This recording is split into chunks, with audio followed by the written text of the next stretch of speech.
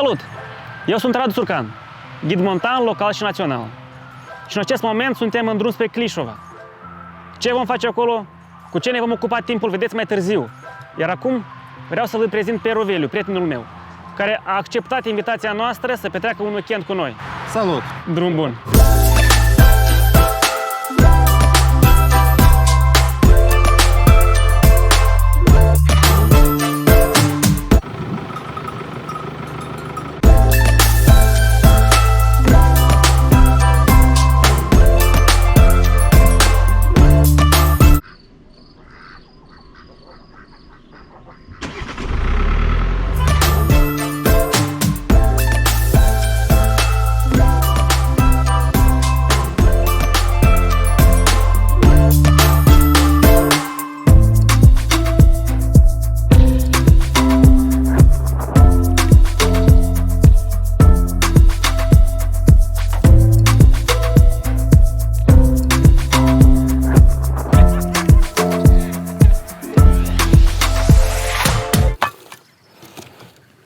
Mulțumesc lui Igor de lemne.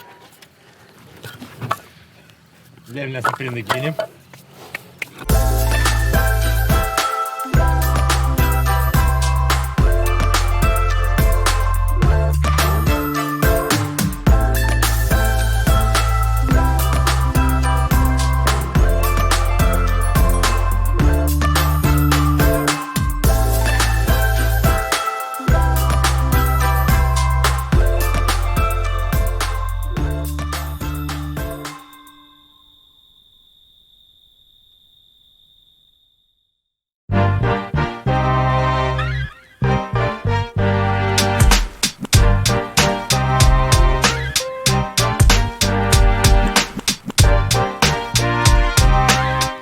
Bună dimineața!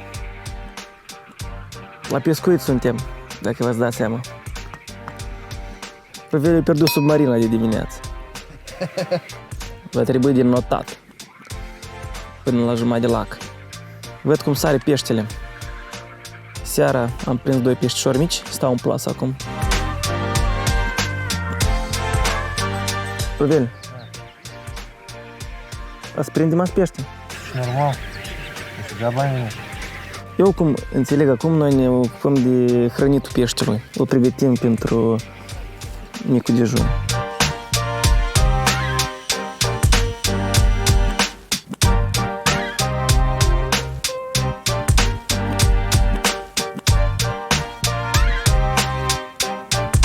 Așa.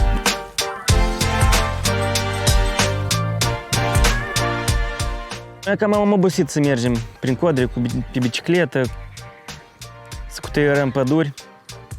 Am zis de într-un weekend să ne odihnim. Și am ales, nu întâmplător, lacul de lângă satul Clișova. E un loc foarte frumos. Văd foarte multe familii împreună cu copiii și îmi dau seama că este o activitate foarte interesantă pentru copii.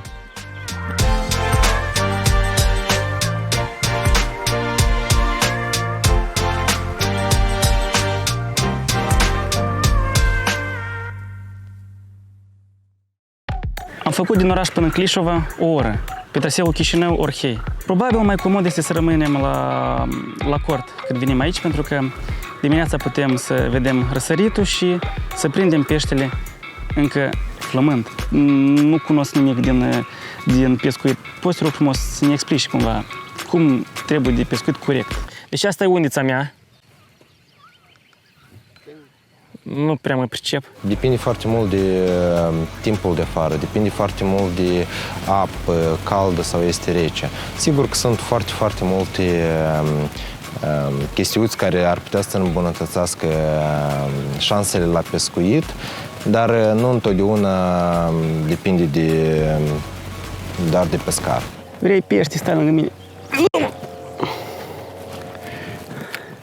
Locuri de pescuit în Moldova sunt diferite, sunt lacuri comerciale sau este Nistru Prutu. Lacurile comerciale ar însemna o taxă per unealtă, iar dacă să vorbim de Nistru și Prutu, în mod obligatoriu, ar trebui să fim cetățeni responsabili și să cumpărăm biletul de pescar. Oba! Dacă vrei să petreci timpul frumos cu familia sau ai nevoie de o relaxare individuală, putem merge la Prut. Prutul este un râu destul de capricios. Dacă să vorbim de Nistru, avem câteva locuri. Este zona de la Părâta, este zona de la Palanca, este zona de la Vadlu Vodă sau Purcari. Uite-l. Hai, Ada. Vitioc, eu aici vin, prind, dar tu stai de mult. Dacă lacurile comerciale, avem o sumedenie de lacuri. Sunt și lângă Chișinău, sunt și mai departe de Chișinău. Eu prefer lacurile mai departe de Chișinău pentru a avea o liniște, un aer mai curat și să nu fiu deranjat cumva de poluarea orașului. Moldovenii au multă răbdare, așa că e activitate pentru ei. Astăzi am prins, am folosit tehnica de feeder la 2 undițe, un singur cârlig. Am folosit diferite momele, nadă, cu păreri de rău. Astăzi peștele a fost destul de capricios, dar, cum am zis-o și mai devreme, nu facem pescuit doar pentru pește. Facem pentru plăcere și liniștea sufletească. Secretul e să nu faci nimic.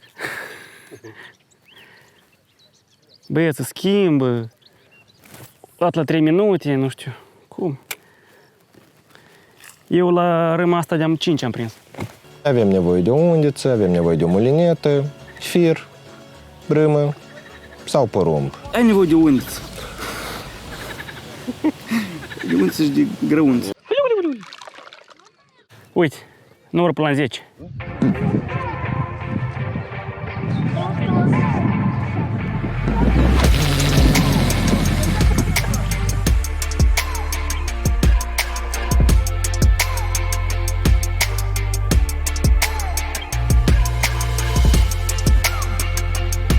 Карп, маленький карп.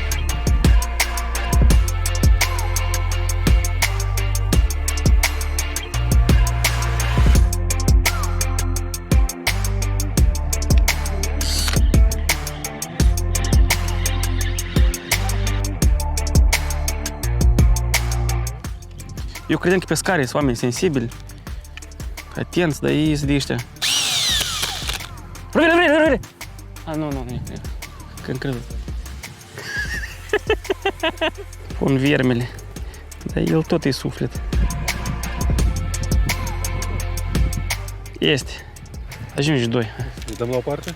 Да. Я когда тебе говорю, ты цинк поднимаешь, потом возьмешься за ручку. Поднимаешь, хоп, и тянешь. Хоп, и тянешь, чтобы ты леску протянул, чтобы она была более-менее ровная. Singurul pește. Un kilogram are? Nu, vreau 800. E frumos. Который малыш, жаб. Ricardo îl cheamă. И на правильный момент поднимаешь максимально за тобой.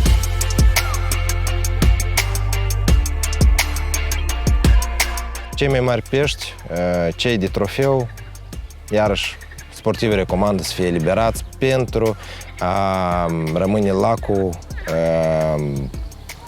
cu pești mari, cu trofei și pentru altă dată când venim la pescuit. Потому что серьезные ребята, серьезная рыба.